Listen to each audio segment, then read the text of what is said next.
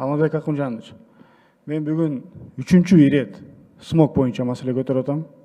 Мен bundan тайбайм, керек болсо 10-чу жолу көтөрөм. Бул маселе боюнча бир топ депутаттар, эл көтөрүп атат, бирок тилекке каршы сиздер тараптан бир көрүнүштүү иш-чаралар көрүнбөй атат. Же болбосо ошого жоопкерчиликтүү кызматкерлерди мына жоопко тартпай атасыздар. Эгерде ушундай дальше игнор кыла турган болсоңуздар, мен өкмөт кетсин деген маселени көтөрөм андачы. Мына бир топ жакшы идеялар, сунуштар, эл үчүн, мамлекет үчүн берген сунуштарды эч кабыл албай атасыздар. Мен мыйзам боюнча айтып кетейин дедим эле. Мына коррупциялык схемага каршы бир мыйзамды жазгам. Ошого 3 ай болду. 3 айдан бери өкмөт өзүнүн кортусун бербей жатат. Ачык айкын айтылган коррупцияга каршы мыйзамга. 1 жыл болду. Мен мына остановкалар боюнча маселе көтөрдүм эле. Ошол жерде мына элибиз, жарандарыбыз ошол жерде тоңуп турат. Келгиле заманбап остановкаларды бекер, бюджеттен 1 сом кетпей турган проекттерди берсем, 1 жылдан бери игнор. Пешеходный бир немелер боюнча дагы бердим эле. Керек болсо айтпай турган сөздөрдү айтып атасыңар. Президентибиз өзү колдогон нерселерди силер колдобой атасыңар.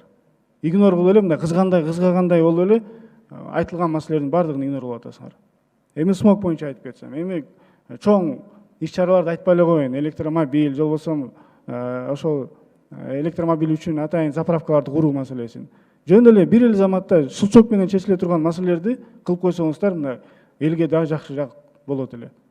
Ошол эле газификация боюнча 4-5 миллион сом кетет болгону.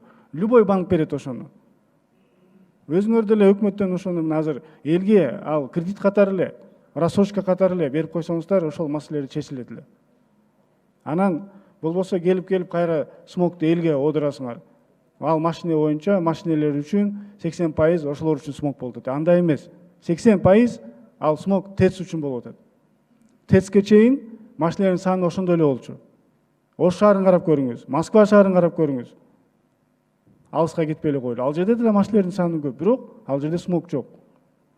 Модернизация болгонго чейин ошол жерде атайын требованиясы күчтүү алып келген угольдерди алып келчү. Керек болсо газ менен аралаштырып ошону күйгүзчү. Модернизация болгондон кийин гана ар кандай некачественный угольдер келип атат. Радиационный, зольность деп коет экен, шлак, пыль деп коет экен. Ошолордун баардыгы смогтун түздөн түз кесепетинен келип атат ошол азыр. Болуп аткан нерсе. Ошон үчүн Алмазбек Акунжанович, мен сизден дагы бир жолу өтүнүп кетет элем. Мындай көрүнүштүү иш-чараларды кылып койгулачы смог боюнча. Мына Лондондун примерин айтайын. Лондондо 12 000 адам каза болгон ошол боюнча. Эми ошого жетелиби? Же ошол жака обязательно